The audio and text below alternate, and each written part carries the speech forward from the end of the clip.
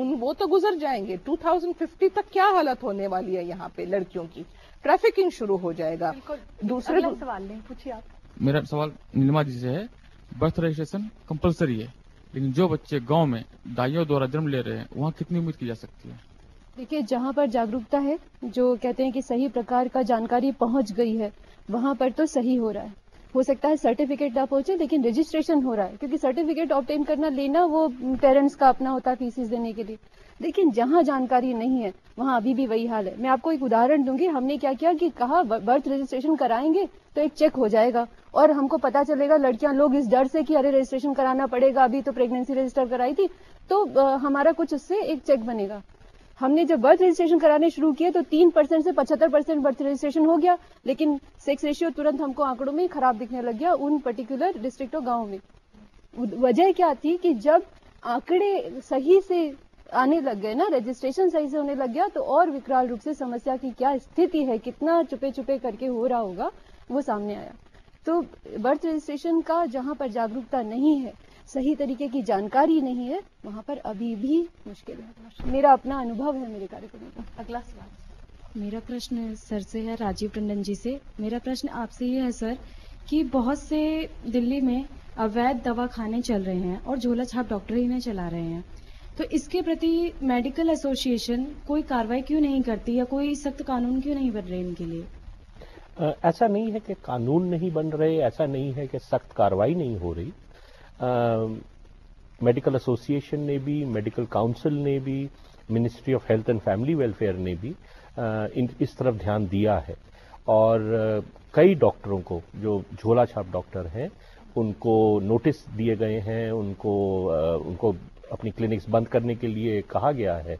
मगर ये इशू सिर्फ दिल्ली के ही तहत ना देखा जाए, क्योंकि उसी टाइम जब दिल्ली में तो ये चीज कही जा रही है कि इनको बंद करिए, दूसरी तरफ गांव में जो यही झोले छाप डॉक्टर या बंगाली डॉक्टर के नाम से या सब जहां पाए जा रहे हैं, सरकार क्योंकि अपने सारे प्रोग्राम्स, सारे एक्टिविटीज वहां तक नहीं ठीक से पहुंचा पा रही सबको, तो वो ये कोशिश कर रही है कि अब उन्हीं को साथ में ट्रेन करा जाए, उन्हीं को कुछ एस्पेक्ट्स में इन्वॉल्व किया जाए और उनको भी यूज किया जाए। मेरा इसी बात पे ना मैं एक सवाल जो आपसे जानना चाहती हूँ सुषमा जी, क्योंकि चौराहों पर हम बहुत सारे ऐसे टेंट लगे हुए देखते हैं जहां पर बाकायदा लिखा होता है कि पुत्र की प्राप्ति के लिए जरूर आए हैं, और वो वहां पर पुलिस भी होती है, वहां से हर सरकारी अफसर भी गुजर रहा होता है, लेकिन वो जो छोटे से वो जो आप मेरे समझ गई जो टेंटों में लगे हुए होते हैं,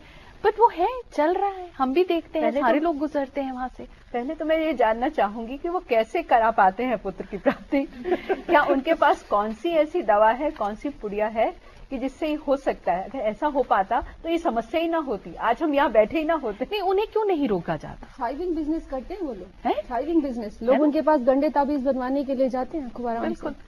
इसका कोई साइंटिफिक वो नहीं है, रोल नहीं है। जो कुछ अगर जो प्री कंसेप्शन वाला हम बात करते हैं, है साइंटिफिक है कि स्पर्म सेग्रीगेशन करके कर सकते हैं, पर जहां तक इन टेंट वाले लोगों का सवाल है, वो उनके पास कुछ ऐसा नहीं, बट वो है। अगला सवाल ले ले। मेरा सवाल सारिका जी से है। मैं आपसे जानना चाहूंगा कि आपके विचार में जो युवा पीढ़ी है या जो शिक्षित वर्ग है, वो रूढ़िवादी मानसिकता को बदल सकती है? बहुत बहुत ज्यादा होप्स हैं, ऐसा मुझे बहुत लगता है। लेकिन जहाँ पे एक तरफ होप्स है, वहीं पे आप देखिए आज की जो पीढ़ी है ना, वो एक तरफ ये पूरी नव उदारवादी सोच जो है, जिसके तहत पूरे मार्केट्स खुले हैं, यूरोपियन थॉट, जो भी आप वेस्टर्न कल्चर को इमिटेट करिए वही आपका कल्चर है, ये और एक दूसरी जो प्रोग्रेसिव विचारधारा है, इन दोनों के बीच में लड़ रही है। और हमारी पीढ़ी, आप समझिए जो युवा पीढ़ी है, उसने ना कोई आंदोलन देखे हैं, ना हमारे कोई नेता है मेजरली, है ना हमारा कोई गोल है। तो ऑब्वियसली हम ये पूरी पूंजीवादी धारा, पूरे पैसे, पूरे कोमोडिफिकेशन में फंसते जा रहे हैं। तो आप देखिए ये जो शिक्षित वर्ग है, उनको शायद डाउरी और ज्यादा, मतलब आप बहुत सारे हमारे राज्य में देखें तो अगर वो आईएएस होगा तो उसका रेट तय है, अगर वो ज्यादा पढ़ जाएगा तो उसका रेट तय है। तो जितने ज्यादा शिक्षित, क्योंकि शिक्षा जो हमारी मिली है ना, उस पर बहुत सवाल है। और ये मैं कॉलेज पूरा सिस्टम ऑफ एजुकेशन है ना, तो कहा जाता है ना कि एक तो पढ़ाई हुई और एक कढ़ाई हुई। जब तक आप वैल्यूज को फोकस करते हुए पढ़ाई नहीं करेंगे तो सिर्फ शिक्षित होने से ये चीजें चेंज नहीं होने वाली। युवा पीढ़ी से वैल्यूज की बात कर दीजिए तो कहते हैं आप क्या नैतिकता, morals, don't talk to us morals. बहुत पुरानी सोच है आपकी।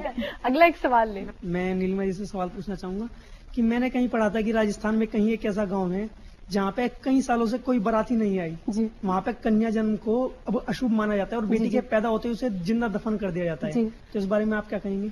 ये सही है, ऐसा एक गांव है और सिर्फ राजस्थान में ही नहीं, अगर आप निकलने चलेंगे और अगर मीडिया और लोग पहुंच जाएंगे तो हर जगह कोने आतर में आपको ऐसा गांव मिल जाएगा।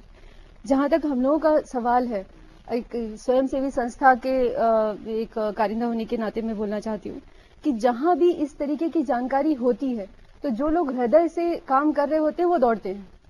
ऐसे नहीं है, सरकार में भी ऐसे अफसर है जिनको जैसे ही ये पता चला वहां पर शुरू हो गया। और अभी मैंने रिपोर्ट में कहीं न्यूज पढ़ी थी कि वहां पे पहली बारात आई या इस तरह का कुछ एक रिपोर्ट आया था, एक न्यूज था मीडिया में।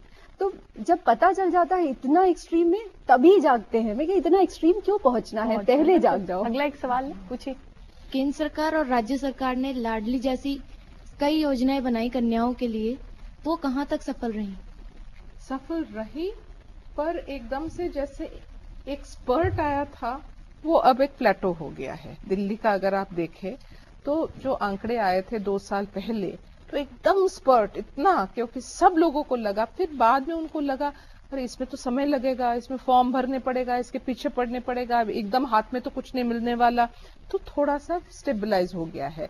पर इंटरेस्ट तो है। अभी मैं हमारे जहां मैं रहती हूँ वहां पे गार्ड्स है घरों के बाहर, तो वो मुझे कह रहे थे कि भाई स्कीम तो अच्छी है पर हमें फॉर्म मिलते नहीं है, फॉर्म कहाँ ले। मैंने इससे भी एक, अगर आप उसको सुविधा ना दे तो फिर लोग हट जाएंगे। पर मुझे लगता है ये स्कीम्स बहुत अच्छे हैं और अगर ऐसे किया जाए और ये भी कुछ इंसेंटिव दिया जाए कि अगर किसी भी फैमिली में 2 ही लड़कियां हो तो उनको कोई और कदम उठाए जाएंगे उनके पढ़ाई के लिए या उनको कोई प्रोफेशनल एजुकेशन। जी ने कह दी इस वक्त की स्कीम्स बहुत अच्छी हैं लेकिन आम जन तक पहुंचे ये सबसे अहम है। ले लेते हम एक छोटा सा ब्रेक, हाजिर होते हैं बस थोड़ी देर में, आप रहिएगा सुनता। हमारे यहाँ कन्या भ्रूण हत्या की जो स्थिति है उसके लिए हमारे सामाजिक रीति रिवाज किस हद तक जिम्मेदार हैं? प्लान इंडिया किन इलाकों में काम कर रही है और कहां पर स्थिति ज्यादा खराब है? युवा वर्ग भ्रूण हत्या को रोकने के लिए किस प्रकार सहायक हो सकता है? और ब्रेक के बाद अस्मिता में आपका एक बार फिर स्वागत है। आइए लेते हैं इस कार्यक्रम का अगला सवाल, पूछिए आप अपना सवाल। मेरा सवाल सारिका जी आपसे है कि एक्शन एड इंडिया और खासकर आप गांव के इंटीरियर्स में काम कर रहे हैं, तो मैं आपसे ये जानना चाहूंगी कि वहाँ क्या स्थिति है? कौन से इलाके हैं जहाँ पर बहुत ज्यादा कंसंट्रेट करने की जरूरत है? मैं मध्य प्रदेश की अगर बात करूं तो पूरा चंबल का इलाका, जहां आप देखिए डकैती की एक पूरी परंपरा रही है। आप जितने डाकुओं का नाम सुनते हैं सब वहीं से आते हैं। तो एक बहुत सामंतवादी व्यवस्था एक तरफ है और दूसरी तरफ एक पूरी पितृसत्तात्मक व्यवस्था है, और इन दोनों के बीच में जो फंस गई हैं वो है औरतें, और परिस्थिति बहुत बुरी है। और यहाँ परिस्थिति बुरी है मतलब समझिए 822 के आसपास सेक्स रेशियो है।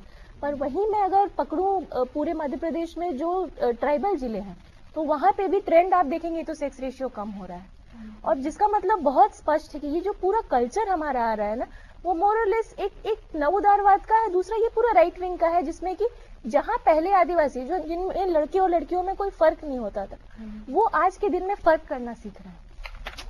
अगला सवाल। बाहरी कुछ देशों की तुलना में हमारे यहाँ कन्या भ्रूण हत्या की जो स्थिति है उसके लिए हमारे सामाजिक रीति रिवाज किस हद तक जिम्मेदार हैं? मैं तो उनको 100% जिम्मेदार मानूंगा। अगर वो सामाजिक जो इश्यूज हैं वो टैकल हो जाएं तो बाकी सब चीज ठीक होनी शुरू हो जाएगी।